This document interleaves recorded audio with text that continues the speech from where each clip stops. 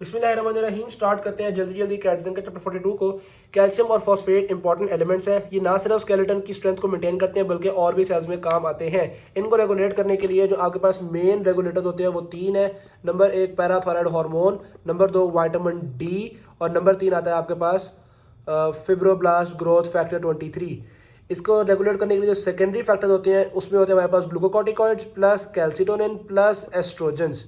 उसके अलावा इसको रेगुलेट करने के लिए बहुत सारे ड्रग्स भी होते हैं। ठीक है, उसके बाद ड्रग्स को हम देखेंगे। सबसे पहले डिस्कस करते हैं पैराथायराइड हार्मोन को। पैराथायराइड हार्मोन का काम होता है कैल्शियम लेवल्स को इंक्रीज करना और फॉस्फेट लेवल्स को डिक्रीज करना। ये क्या करते हैं, बेसिकली बोन की रिजॉर्प्शन को बढ़ाते हैं, जिसकी वजह से बोन के टूटने से कैल्शियम भी निकलता है, फॉस्फेट भी निकलता है। और उसके अलावा ये किडनीज पर भी इफेक्ट करते हैं। किडनीज के अंदर कैल्शियम की रिजॉर्प्शन को बढ़ा देते हैं और फॉस्फेट की रिजॉर्प्शन को कम करते हैं, यानी कि किडनीज में फॉस्फेट की ज्यादा एक्सक्रीशन करवाते हैं, जिसकी वजह से सीरम में फॉस्फेट के लेवल्स कम होते हैं। बोन के ऊपर इसका इफेक्ट किस तरह से होता है, मेनली ये ऑस्टियोब्लास्ट को एक्टिवेट करते हैं। ऑस्टियोब्लास्ट बोन फॉर्मिंग सेल्स हैं, लेकिन जब ऑस्टियोब्लास्ट एक्टिवेट होते हैं तो ऑस्टियोब्लास्ट रिलीज करते हैं रैंक एल। रैंक एल जो होता है वो जाके ऑस्टियोक्लास्ट को एक्टिव कर देता है, और ये जो ऑस्टियोक्लास्ट होते हैं ये बोन तोड़ने वाले सेल्स होते हैं। तो यानी पैराथायराइड हार्मोन की वजह से बोन फॉर्मिंग सेल्स भी एक्टिवेट होते हैं और बोन तोड़ने वाले सेल्स भी एक्टिवेट होते हैं। अल्टीमेटली बोन टूटने का काम ज्यादा होता है। तो जब हम continuous parathyroid hormone body release करती जाती है तो बोन ज्यादा टूटती है। अलबत्ता अगर हम ड्रग की फॉर्म में इंटरमीडिएट पैराथायराइड हार्मोन दें तो बोन की फॉर्मेशन ज्यादा हो जाती है। जैसा कि हम टेरीपेराटाइड की सूरत में इंटरमीडिएट टेरीपेराटाइड देते हैं तो बोन की फॉर्मेशन बढ़ जाती है। पैराथायराइड हार्मोन की सिक्रीशन को रेगुलेट करने वाली कौन कौन सी मेन चीजें होती हैं, number 1 free calcium ions, number 2 vitamin D metabolites या विटामिन डी की एक्टिव फॉर्म। पैराथायराइड हार्मोन का एक और फंक्शन ये भी होता है कि वो विटामिन डी को नॉन एक्टिव से विटामिन डी को एक्टिव फॉर्म में कन्वर्ट करता है। नेक्स्ट आता है हमारे पास विटामिन डी। विटामिन डी का काम होता है सीरम के अंदर कैल्शियम को भी इंक्रीज करना और सीरम के अंदर फॉस्फेट को भी इंक्रीज करना। ये बोन की रिजॉर्प्शन करवाता है, जिसकी वजह से बोन में से कैल्शियम भी निकलता है, फॉस्फेट भी निकलता है। जीआईटी के अंदर से कैल्शियम और फॉस्फेट की एब्जॉर्प्शन को इंक्रीज करता है और किडनीज के अंदर कैल्शियम की भी एक्सक्रीशन को कम करता है और फॉस्फेट की भी एक्सक्रीशन को कम करता है, यानी कि कैल्शियम को भी रीअब्जॉर्ब करवाता है और फॉस्फेट को भी रीअब्जॉर्ब करवाता है। विटामिन डी की मुख्तलिफ फॉर्म होती है। एक तो ये हमारी स्किन के ऊपर जब लाइट पड़ती है तो ये खुद ब खुद प्रोड्यूस होती है, और उसके अलावा ये हमारी डाइट के अंदर कोलकाल्सिफेरोल एर्गोकाल्सिफेरोल की फॉर्म में मौजूद होती है। विटामिन डी जब लिवर के अंदर जाती है तो वो कन्वर्ट होती है 125 हाइड्रोक्सी विटामिन डी के अंदर, और फिर जब वो फर्दर किडनी में जाती है तो वो कन्वर्ट होती है 125 डाई हाइड्रोक्सी विटामिन डी, या हम कहते हैं 125 डाई हाइड्रोक्सी कोलकाल्सिफेरोल। ओके होगी बात। विटामिन डी, अभी मैंने बताया विटामिन डी को प्रमोट कौन करता है, पैराथायराइड हार्मोन होता है जो विटामिन डी को प्रमोट करता है, और फिब्रोब्लास्ट ग्रोथ फैक्टर होता है जो विटामिन डी के सिंथेसिस को इनहिबिट करता है। विटामिन डी के काम काफी डिस्कस कर लिए हैं। ये ब्लड के अंदर कैल्शियम लेवल्स को बढ़ाता है और यूरिन के अंदर भी कैल्शियम लेवल्स को बढ़ाता है। क्यों? क्योंकि कैल्शियम की एब्जॉर्प्शन इतनी ज्यादा करवा देता है कि increase reabsorption from the kidneys के बावजूद यूरिन में ज्यादा कैल्शियम निकल जाता है। और फिर विटामिन डी के टॉपिकल फॉर्मुलेशंस भी यूज करते हैं हम हाइपर प्रोलिफरेटिव स्किन डिसऑर्डर्स को ट्रीट करने के लिए। उसके अलावा विटामिन डी जो होता है वो सेकेंडरी हाइपर पैराथायरॉइडिज्म में यूज होता है। सेकेंडरी हाइपर पैराथायरॉइडिज्म एक ऐसी बीमारी जिसमें किडनीज खराब हो गई हैं। किडनीज के खराब होने की वजह से विटामिन डी नहीं बन पाया। विटामिन डी ना बनने की वजह से कैल्शियम बॉडी में कम हो गया, और कैल्शियम के कम होने की वजह से पैराथायरॉइड हार्मोन बहुत ज्यादा रिलीज हो रहा है। इसको कहते हैं सेकेंडरी हाइपर पैराथायरॉइडिज्म। इसको ट्रीट करने के लिए हम विटामिन डी दे देते हैं, लेकिन जब विटामिन डी देते हैं तो उसकी टॉक्सिसिटी होती है हाइपर कैल्सीमिया और हाइपर कैल्सीयूरिया। तो टॉक्सिसिटी को प्रिवेंट करने के लिए विटामिन डी के एनालॉग्स भी दे सकते हैं, जैसा कि पेरिकैल्सिटोल, कैल्सिपोट्रीन और डॉक्सरकैल्सिफेरोल। ठीक होगी बात।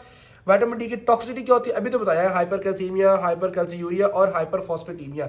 फिब्रोब्लास्ट ग्रोथ फैक्टर का जिंदगी में एक ही मकसद होता है और वो होता है विटामिन डी के सिंथेसिस को इनहिबिट करना, और इसी तरह से जब विटामिन डी के सिंथेसिस को इनहिबिट करेगा तो फॉस्फेट के लेवल्स को भी कम करेगा ब्लड के अंदर। बस यही काम है, फॉस्फेट के लेवल को कम करना with the help of decreasing vitamin D. ये है फिब्रोब्लास्ट ग्रोथ फैक्टर का काम।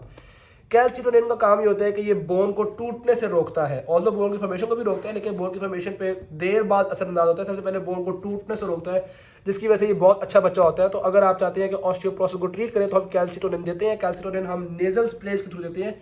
इसकी टॉक्सिसिटी भी नोज के अंदर साइड इफेक्ट्स वगैरह आ रहे होते हैं।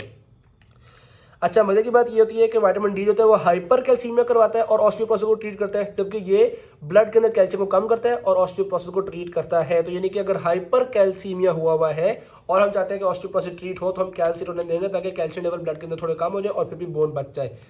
एस्ट्रोजन की कमी की वजह से जाहिर सी बात है बोन की खराबी हो जाती है, लेकिन अगर हम डायरेक्टली एस्ट्रोजन देना शुरू हो जाएंगे तो उनके बहुत सारे साइड इफेक्ट्स भी होंगे। तो हम ऐसे ड्रग्स देते हैं जो कि जाके एस्ट्रोजन के रिसेप्टर्स को सिर्फ एक्टिवेट कर दें और बोन को बचा लें, जैसा कि रेलॉक्सिफीन।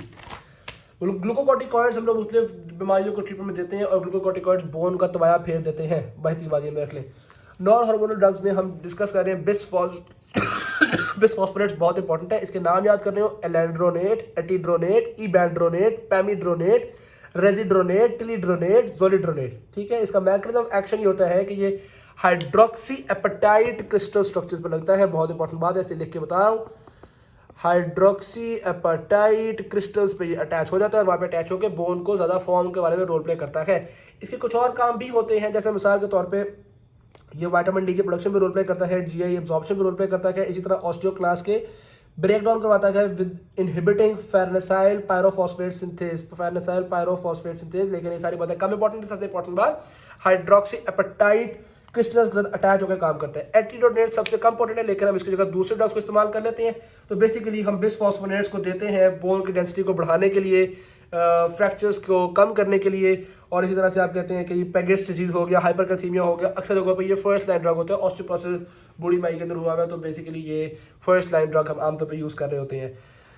पर इनके जो साइड इफेक्ट्स है वो सबसे इंपॉर्टेंट है। सबसे इंपॉर्टेंट साइड इफेक्ट इसका होता है इसोफेजियल इरिटेशन या इसोफेजियल अल्सर्स वगैरह। और इसोफेजियल इरिटेशन को प्रिवेंट करने के लिए हम क्या करते हैं, पेशेंट से कहते हैं पानी के ग्लास के साथ ड्रग ले और फिर उसके बाद काफ़ी देर खड़ा रहे, बैठे या लेटे ना।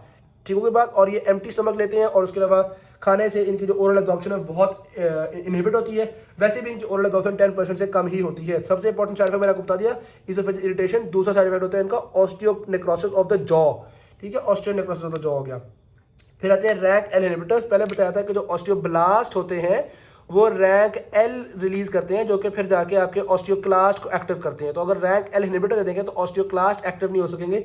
ऑस्टियोक्लास्ट एक्टिव नहीं होंगे तो बोन टूटेगी नहीं, ऑस्टियोपोरोसिस को हम प्रिवेंट कर लेंगे। रैंक एल इनहिबिटर का ये मैकेनिज्म ऑफ एक्शन है। इसकी टॉक्सिसिटी भी सिमिलर टू वो होती है और इसका डोज जो होती है वो सबकूटेनियसली एवरी 6 मंथ्स होती है। इसलिए ज़्यादा जीआई साइड इफेक्ट्स नहीं करवाते क्योंकि हम देख सबकूटेनियसली रहे हैं।